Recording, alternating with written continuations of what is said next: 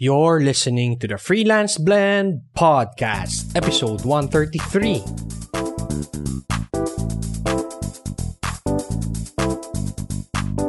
Welcome to the Freelance Blend Podcast, where we entertain, educate and engage freelancers from the Philippines and across the globe. And now, here's your host, Marv De Leon.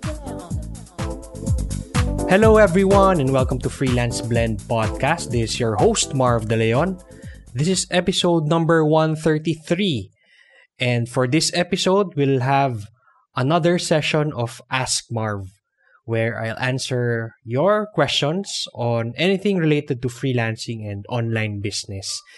And if you listen to the previous episode of the Freelance Blend Podcast, I also answered questions from you, the listeners of the show and the readers of the blog freelanceblend.com about yung questions about freelancing. So this time, we'll still be answering questions kasi nga people have been sending their questions through the survey that I send through my email newsletter, which you can subscribe to at freelanceblend.com/awesome-ebook.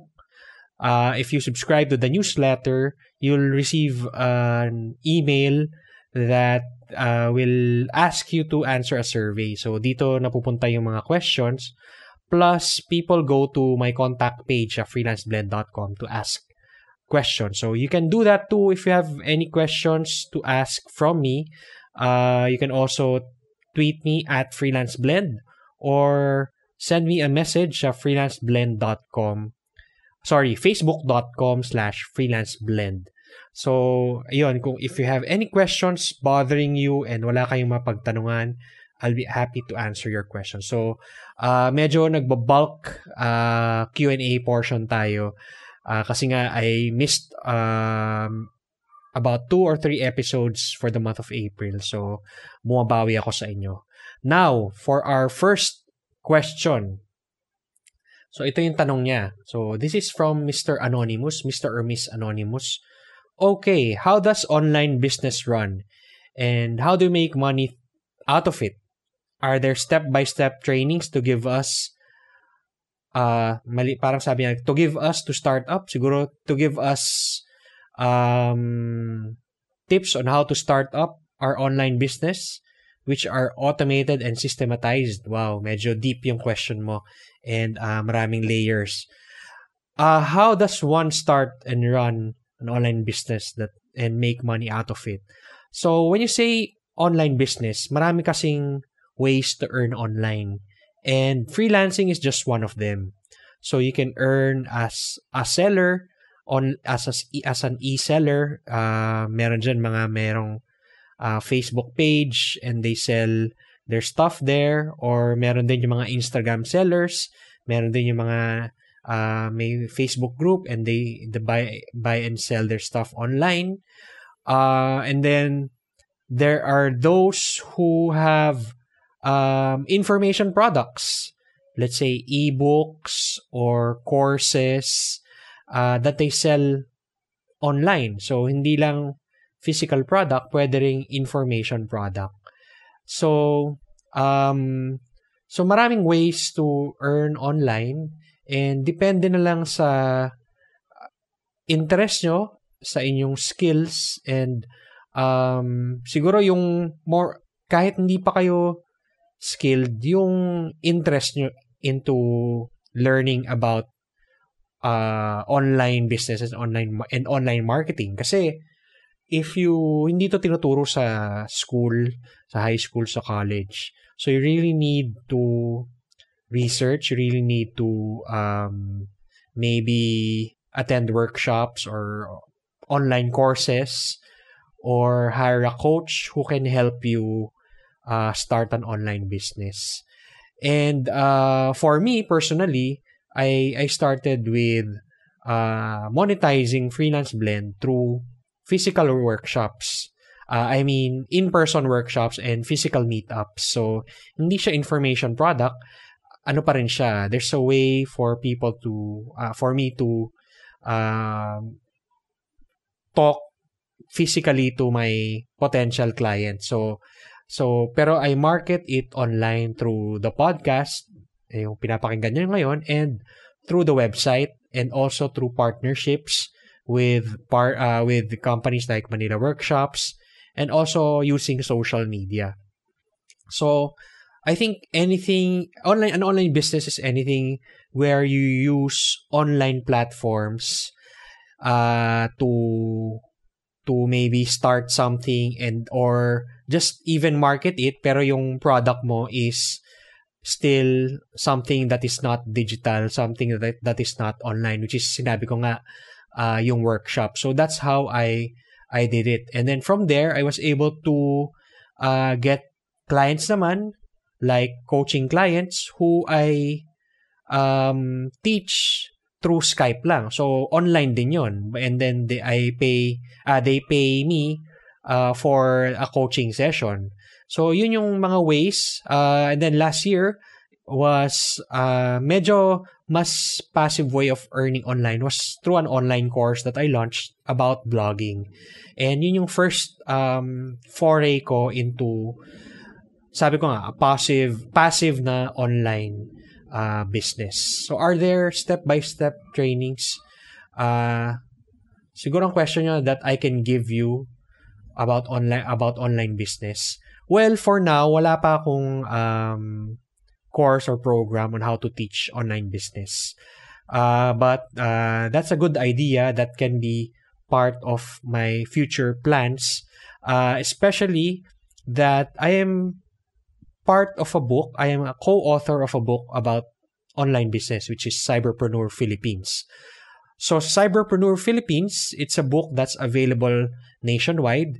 You can check it out sa Fully Booked or National Bookstore, and you'll get ideas there kung ano ba yung mga online businesses na pwede mong pasukan. So hindi siya step by step, but should give you ideas on how to start and ano yung mga pwedeng or ano yung mga babagay na online business sa'yo. So, I hope I answered your question. So, ayun, may sinabi kang automated and systematized. So, siguro ito na yung sabi kong passive way of earning online, which is through an online course. And I hope that at least siguro isa sa inyo or many of you will try creating your own online course in the near future kasi it's one of the ways that you can leverage your time and at the same time your expertise. Tapos hindi mo na kailangan maging nandun physically to teach your students. Unlike sa webinar, kailangan nandun ka live. Unlike sa workshop, kailangan physically nandun ka sa venue para magturo. Sa online, an online course, it's there 24/7. So maybe I'll talk about that in one of my future episodes, or maybe create that course na hinihingi nyo. We can do that. So somehow related to question number 1 is, how do I start my online business without spending too much? This is a good question. Ang maganda sa online business, it's not like a typical business like sabi mo na sari-sari store or franchise ng McDonald's or Jollibee, wherein you really need to spend a lot to be able to start it up. So, nandyan yung rent, nandyan yung sweldo, nandyan yung inventory. So, kailangan mo talaga maglabas ng pera. With an online business, especially if you're if you're a freelancer, ang puhunan mo lang talaga dyan, yung oras. Kasi, you can in fact get online jobs from marketplaces like Upwork or Freelancer na libre. So, ang cost mo lang siguro is kung wala kang internet, so kailangan mo magkaroon ng internet connection sa bahay, yung computer. Pero, hindi naman ganun kamahal na abutin ka ng milyon to set up an online business. So, ganun din on other online businesses like yung binanggit ko kanina, an online course. There are websites that you can services that you can use to create your course. Hindi siya kamahalan, hindi naman siya aabot ng milyon, hindi siya aabot ng 100,000. Meron kang isi-spend, but again, hindi ganun ka expensive. So, it really depends on what. So, I won't be able to answer in detail your question kasi it depends on what online business you need to start. Na you want na hindi ka mag-spend too much. But if it's freelancing, totally really, you just need time.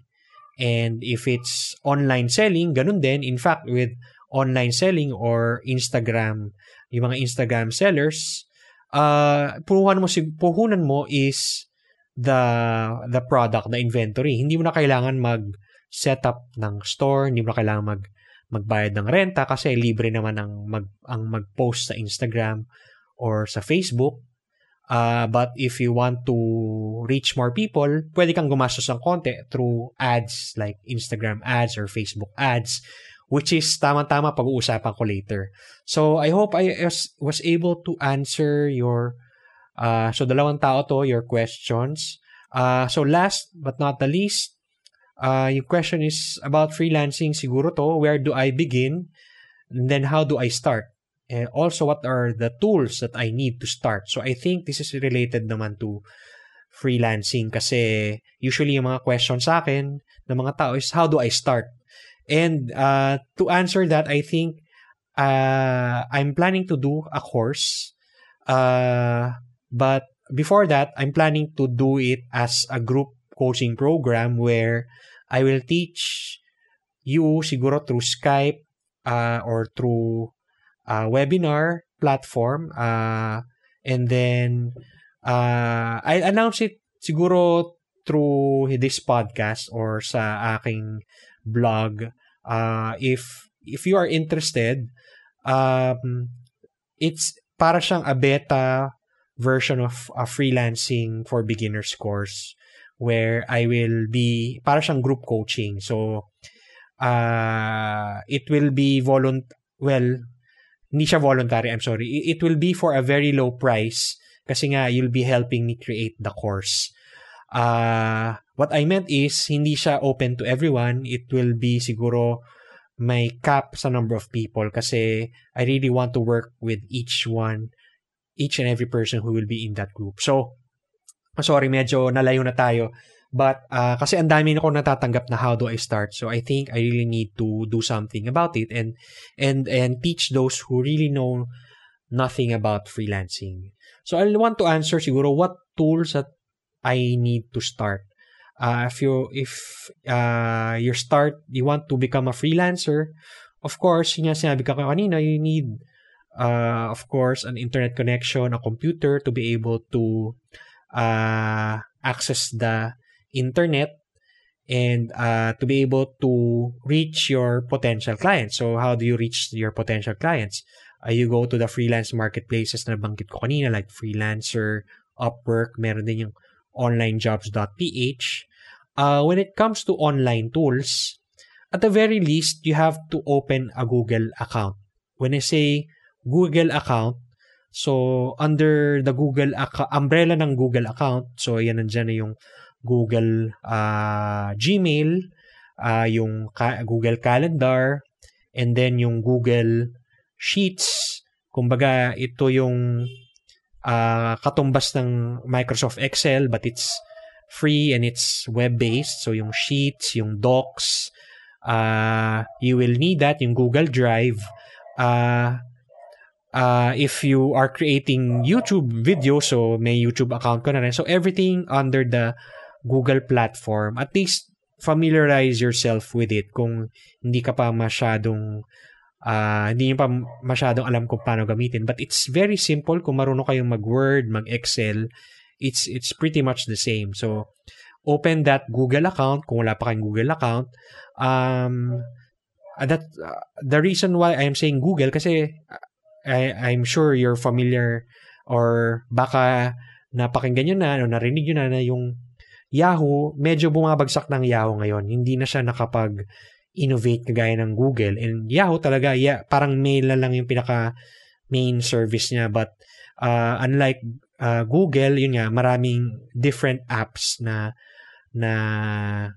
ginawa sila, and at the very least you need to know how to use that if you want to become a freelancer. Kasi let's say you want to start off yung mga data entry or as a VA, usually you just need those software or services to be able to work as a freelancer. And eventually, sometimes you will see or you will hear from your clients na ito yung ginagamit nilang service. Let's say, for team communication, ang ginagamit nila Slack. So, kung yung ginagamit niya, you have to be knowledgeable on how to use a tool like Slack. So, like for my client, ay yung ginagamit namin, Slack, and yung yun nga, yung Google. Usually, ano pa ba? Well, basically, of course, to be able to communicate with their clients, usually, they will ask for a Skype ID para ma-interview ka nila. So, familiarize yourself on how to use Skype to be able to talk with your client online. So, Skype, of course, Facebook na rin is becoming a tool, especially yung Messenger. A lot of people are using Messenger, and if your client is using it, if your potential client is on Messenger, then you have to be adept with yung mga Facebook tools. But again, it really depends on the type of job you are doing. But I think yun yung pinaka-basic. But if you really want to learn or find out kung ano yung mga actual tools na ginagamit ko, I have a free ebook where nilagay ko dun lahat plus the link, so you just need to click it para mapunta kayo sa website nila. So just go to freelanceblend.com/awesome-ebook. Okay, so we answered 3 questions. I hope that you found value in it kung ikaw yung nagtanong. So I hope na sagot ko yung mga tanong nyo. I mentioned earlier Facebook ads. I hope you watch out. We'll be coming out with our first Facebook ads basics workshop on May 27. It will be at Penn Brothers in Makati. And it's half day, so May 27, 1 to 5 p.m. For more details, kasi actually, at this point in time, depende kung kailan kayo nakikinig, pero kung at this point in time, as I'm recording this, kanila lang namin finalize and we'll announce it soon. But maybe by the time you listen to this, available na yung webpage where you can sign up for the Facebook ads basics training. So, just go to freelanceblend.com. Most likely it will be in the events page, and also manilaworkshops.com. So just watch out for that. This Facebook training is actually supported by Facebook themselves.